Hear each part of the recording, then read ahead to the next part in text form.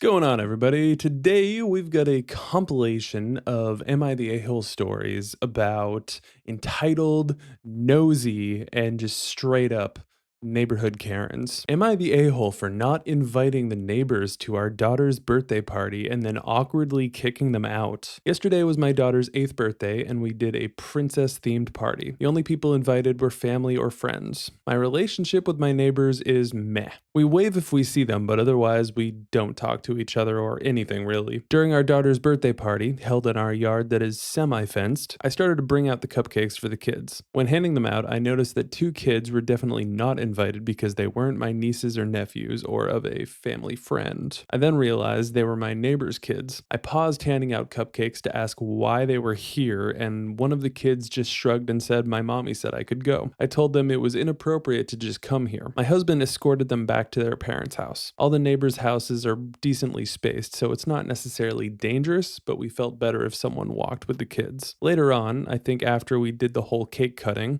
our neighbors approached again. This time it was both parents and the kids. I asked what they were doing, and they looked confused, saying they were joining the party. I was a little agitated now and sternly said they were not invited, that this was a birthday party for my daughter, and that family and friends were invited only. It was awkward as they left, and the kids kept whining as they did. Next day, I got a handwritten letter in my mailbox about how I treated the neighbors rudely, and it's expected to share community events. Am I the a-hole? Just because you live in a neighborhood with a bunch of houses closely together in a partially fenced-in yard doesn't mean that everybody should be inviting each other to everything. It doesn't make everything a community event. I don't know why on earth they would feel so entitled to just crash a party without being invited to it. Am I the a-hole for not getting special treats for a neighbor kid who has a disability?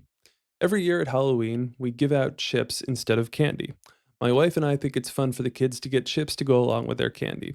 We buy ahead of time at Costco, so there's always plenty. What we don't use will be saved for things like barbecue later in the year so people can have their own bags of chips. I have a neighbor, Debbie, who is really upset about the potato chips we give out because her kid doesn't eat them. She thinks we should offer some other options to her kid because he has a disability. I don't think that's fair, and I told her it's extremely rude to ask people who are giving out free stuff for Halloween to change things for just one kid, and I told her I'm not doing it. When her child comes and knocks on my door, he gets chips like everyone else.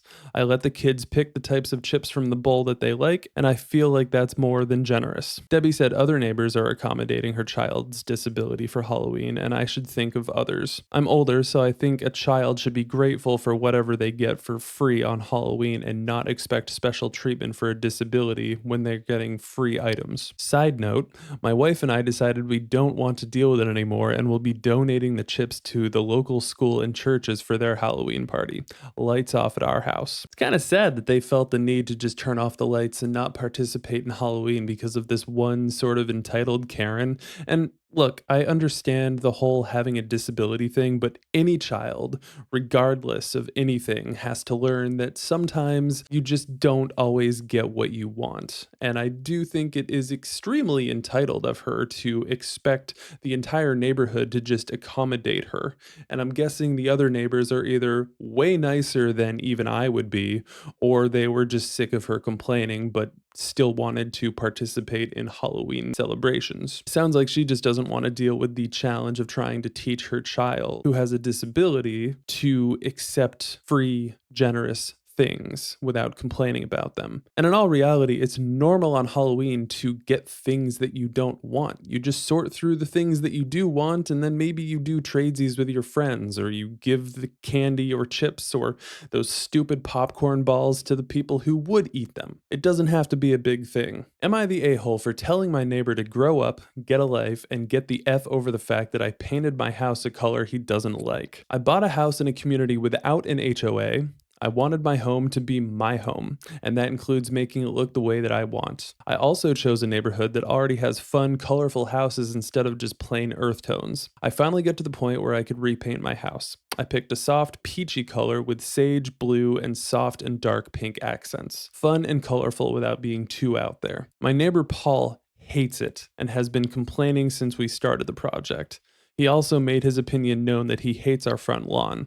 Lots of wildflowers, sunflowers, fun garden flags, etc. Each and every time, I've told him that I don't care. Truly, I don't. And I've suggested a few times that maybe he'd be happier in an HOA community that has control over everything and forces people into having earth toned homes. Paul got angry when I suggested that and said he's lived in his home for 15 years and shouldn't have to move. I told him, okay, well, you'll have to learn to live with a little color. Last weekend, I was putting in pavers that my niece and I painted together. They're all things like ladybugs, turtles, birds, etc. in fun colors. I adore them, and my niece is so excited she gets to be a part of my home. Paul came over to complain yet again, saying it was all an eyesore and my niece was here, so I just told him it's time for you to grow up and get the F over what I'm doing with my house. He got even pissier and told me that I have no right to talk to him this way. I told him to just go away and get a life. If he has so much free time to complain and moan about a colorful house, maybe he should get a hobby. He stormed off, calling me a nasty piece of work. My niece was cracking up on the side. One of the other neighbors came to tell me that he's been flapping his yap about how disrespectful I am to him like that. She told me that she knows he's a pain, but that he has been in the neighborhood forever and it's worth being nice to him. I'm not sure. Is telling him to get a life that big of a deal? Was I an a-hole? Why does anybody have the right to tell you what to do on your property, especially in a neighborhood where there isn't an HOA? It's not like you're doing obscene things. You're not being offensive per se. Obviously, Paul thinks it's offensive, but just because he's been there for 15 years doesn't mean that he gets to be a jerk and disrespectful to you, and then you're just supposed to take that and be nice to him. Sounds like he needs to move into an HOA or find a hobby. I think that was a great suggestion. Am I the a-hole for not shoveling my neighbor's driveway and refusing to help them get their car unstuck after they told me I should be nicer? I live in a duplex with my fiance. The duplex has a single driveway that I share with my neighbors, but they both park their cars in the driveway even though both houses have a garage. I don't hate my neighbors, we both just do our own thing, but I've attempted before to try and be nice and neighborly to them. I've invited them to cookouts, offered help with yard work, brought them their packages that were left at my door, and nothing I do seems to be enough to get even a thank you out of them. We've gotten a lot of snow during the cold snap that's affecting half of the US right now. One day, after we had a big snowstorm, I got done shoveling my side of the driveway and I decided to be nice and shovel and salt their side too. I again don't get a thank you, even though I waved at them when I saw them getting home. A day later, we had another big snowstorm. I didn't have time before I had to get to work, so I made plans to shovel when I got home. When I got home, the neighbor's side of the driveway was cleared, while mine was a literal mound of powder and ice. I also noticed a snowblower left outside right in front of their garage. I admittedly got a little mad, but didn't confront them about it. I'd use one too if I had it, but to leave my side a complete mound that I had to shovel by hand, most of it frozen from the negative weather, and I felt like I could almost hear them laughing at me. We had yet another snowstorm this morning, but today was my day off, and so before my fiance had to go to work herself, I shoveled and froze my ass off. I only did my side of the driveway. After an hour, I heard a knock at my door. It was the neighbors, both of them looking annoyed and cold. The guy asked if I could help them, as the farthest car down the driveway was stuck, so neither of them could leave. I thought about just laughing and shutting the door, but I just went out and got ready to shovel yet again. When I stepped out, the guy started berating me, asking why I didn't do their side of the driveway when I was out earlier. The woman, who was in the car, started yelling at me that it was my fault that he was going to be late for work because I could have cleared the snow behind them, but I chose not to. So I brought up the aforementioned snowblower, but the guy said it was out of the question and stated he didn't have enough gas for it or the money to get because of the high price. I asked if that was the case. I literally have a full tank of gas in my garage that he could use, but the guy said there was no time and that I just had to be nicer. So I got my shovel out of the garage and gave it to the guy, then went back inside. They were both yelling at me even after I went in, and later on I found my shovel in the yard. They did get their car out eventually. Am I the a-hole? Shoveling their driveway is their responsibility, and they haven't even thanked you for the one time that you shoveled their driveway for them, let alone all of the other favors that you've done for them. So why they expect you to be nice to them after they've been nothing but rude to you is a mystery to me. I wouldn't have offered anything to them at that point. Not the gas, not the shovel. I would have just said, it's your responsibility. Sorry, I don't have time to help you. Am I the a-hole for having my neighbor's cars towed from my garage? My house is being built in a neighborhood that's a few years old. My lot is one of the few remaining lots, and there are occupied houses surrounding mine. The exterior is basically complete, and the contractors are in the process of putting up the drywall. After work the other night, I decided to drive out and inspect the work. Everything looked fine until I decided to check out my garage. When I opened the door, I saw two cars and a minivan parked inside my garage. I called the contractor to see if he knew anything about them, and he was just as perplexed as I was. My guess is that one of the neighbors decided to park their cars inside my garage because there was a slight chance of hail that night. At first, I was just going to leave it alone, but the more I thought about it, the angrier I got. By the time I got to my car, I was steaming mad. So much that I called a tow company and had them tow all three vehicles away. The next morning, my contractor called and told me that the police were there to investigate the theft of the vehicles. I had them put the police on the phone and explain that I was the owner of the property, had the vehicles towed, and gave them the tow company information. My contractor told me later that the owners of those vehicles were shouting and cussing them out until the police made them leave. I went by after work and the guy confronted me about being an for having their vehicles towed. He was shouting about how I ruined their day because they missed work and their kids were late to school. He also said it cost almost $1,000 to get all three vehicles back and that I'll be responsible for covering the cost. I told him good luck with that and that he's an ass for parking in my garage without my permission.